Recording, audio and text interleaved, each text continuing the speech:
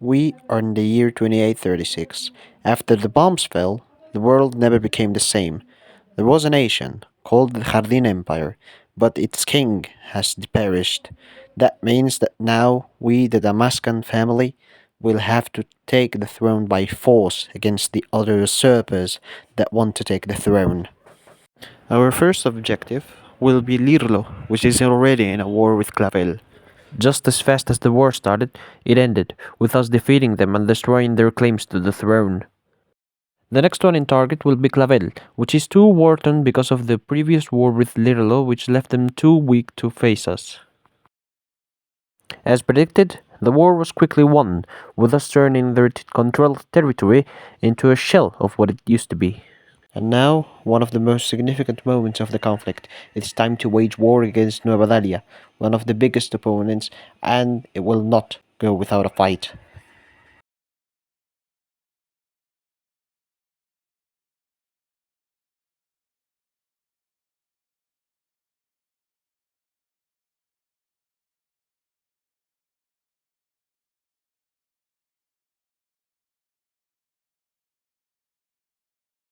Now, with the biggest threat out of the way, we are one step closer to unifying all the kingdom.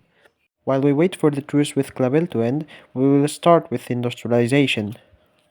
We will be building the best factories for each of the states in our country. While we wait, tell me in the comments which mods would you like me to play. I'm all ears. Now with the macro builder, I'm able to create a template for my armies and be able to replicate them very easily with a few buttons. It comes in really handy. The design is very human and very easy to use. Now that the truce is over, we can finally go and reclaim our last piece of territory. The conflict is over, and we have finally reunited the kingdom. Now it is time for the reformation of the Jardin Empire. Since 2811, the Dukes of Jardin have been fighting over their liege's former lands after their untimely death. But today, that era is over. The crown of flowers has been taken by the noble family of Damasco. After their last conquest of the Floral Isles, now it is time for the rebuilding, for planning for the coronation. After all, the fighting is finally over.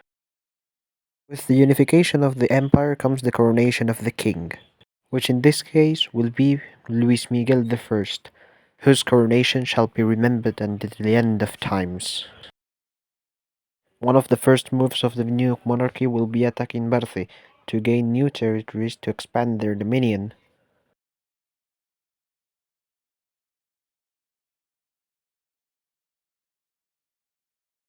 A few months later, we have finally got to conquer a big chunk of their country. This expansion will allow us to keep expanding towards southern France, a region with a lot of coal which we will need for our industry. The war was easy. After crossing the strait, their armies were too weak to face us, and we got to occupy all of their territories and their allies, Barthe in this case. With their land under our control, we can keep expanding. In this case, our next victim will be Auvergne, which will never be a threat towards our mighty army. And it's done. We control a little bit more of France. Our goals in the region have been achieved. It's time to change fronts. Clavel used to have some land in the north of Rabat el Shamsi. Now it is time for us to rescue the Jardino residents who are living there. We took advantage of the situation and started demanding more territories from them. Mission accomplished! Now we own more territories. And not only that, in the past few years, our economy has been experiencing an economic boom thanks to industry. Time for another war again, now against Rouen. This war will have very heavy implications that I didn't foresee because I didn't think of them. A few months later, all their territory was fully occupied. Now that we have won, it's time for another colonial conquest. In this case, it will be the Regency of Zaire.